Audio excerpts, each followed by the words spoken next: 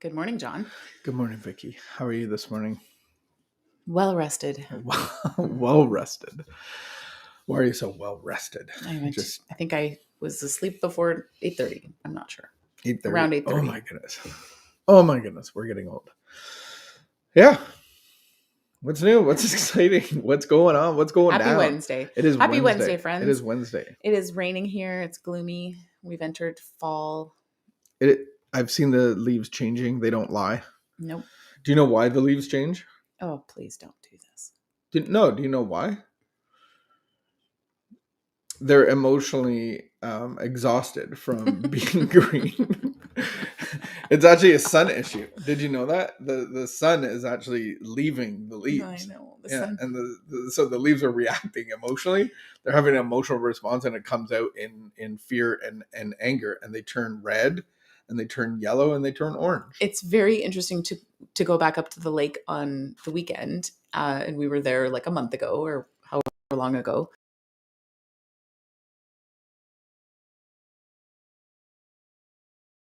And over here, it's fascinating. Fascinating.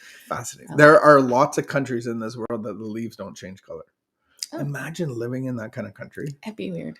It'd be so boring. Yeah. No, it actually would be nice because we were out in Vancouver at one point. What do we live in? We live in a democratic society. No. A borealis. No, but we live in like a something climate, a continental climate. I don't know. I forget. Anyway, we're not smart. I forget right now. But I have a friend who lived in in a hemisphere. Nah. They lived in a climate that was consistent all year round. We don't. We live in a climate that changes significantly year round. So welcome, my friends. We are going to get into our morning devotional, our morning meditation. This is an idea that we come up with a reading, and then we take the whole goal is to take this throughout the day and just meditate. So it's called a contemplative meditation. So thank you for joining us today. And we can get right into it. Another thing, if you want to connect further today, we have our All Addictions recovery meeting at noon Eastern. And Vicky's going to be speaking. Yay. That's a highlight of my day. Right there, I can already tell. Today's reading. Here we go. We who have chosen our life partners from the ranks of alcoholics often feel our lives are especially difficult or complicated. And they often are. We come to believe... Okay, so it's saying people that have chosen alcoholics to be their partner. Yeah. Okay. Have a complicated and difficult life. So that whole it's complicated would mean that there's addiction and alcoholic involved. Yeah. Could be. We come to believe quite mistakenly that we're the only people in the world with real trouble. Let us recognize that the alcoholic, insecure, lonely, and often too sensitive to life's realities, usually has many endearing qualities to be grateful for. Indeed, many of us wouldn't want to exchange them for a less interesting, if more dependable partner. Yet matters may have reached the point of desperation, and we are completely hopeless. What to do? Today's reminder, in Anon, or in recovery, I discover in myself the power to throw new light on a seemingly hopeless situation. I learn I must use this power not to change the addict over whom I am powerless, but to overcome my own distorted ideas and attitudes. If I can bring sunshine into our home, it cannot fail to affect those in it. Help me to use the gifts you have given me. I want to use them to help others through making my own world better and brighter. Couple things I want to say quickly first to put the reading in context. I feel like the reading is applicable not just to those that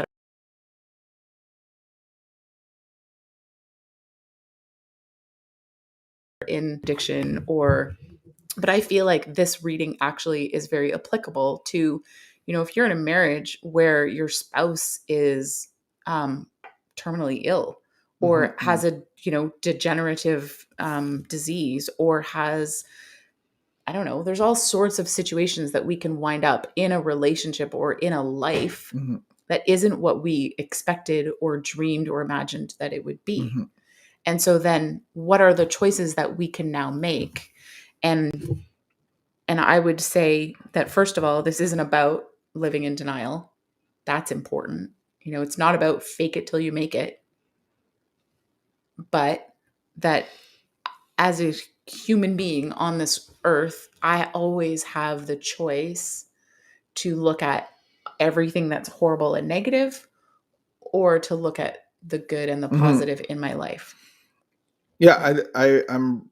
It's funny because I was reading this idea this morning with my friend, and it's in the chapter of the family afterwards in Alcoholics Anonymous Big Book, and it's all about each person finding their own recovery as a family unit, and stop playing God, quit playing God. That's the whole point, is let God play God, and we get to be the children. He gets to be the father. But then it's like, once we have healing and restoration, then we get to be light to other people. And so our darkest, deepest days become our greatest assets to the world around us. So we can relate to people because of the crazy alcoholic that you're with.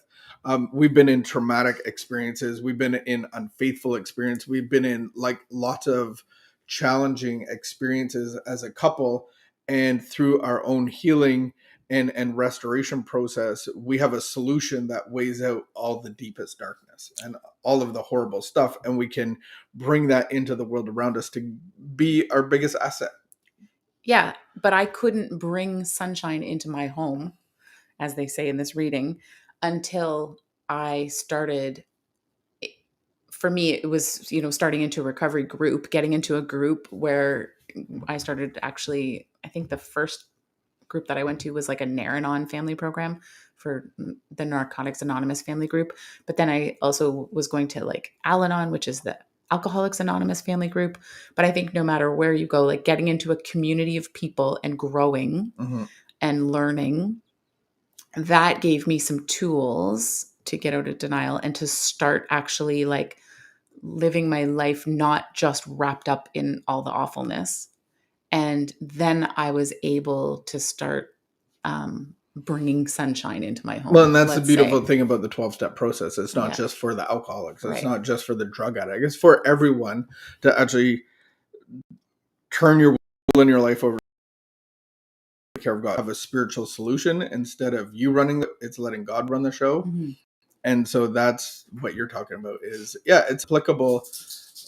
Any 12-step process is applicable to learning how to die of self and letting God be in control. And so, join us for LifeLab if you want to have a process of learning how to die of self and getting power from God and having God as your manager of life. Join us for LifeLab online. I think you're starting a group with Erica in October. So we have everything online. If you want to join us for this journey, let your darkest hours be your greatest assets, because you bring God into them, and there's healing and restoration out of hopelessness. So we leave you with those ideas today. Keep the peace, be a good behavior, and we will see you at noon. Bye.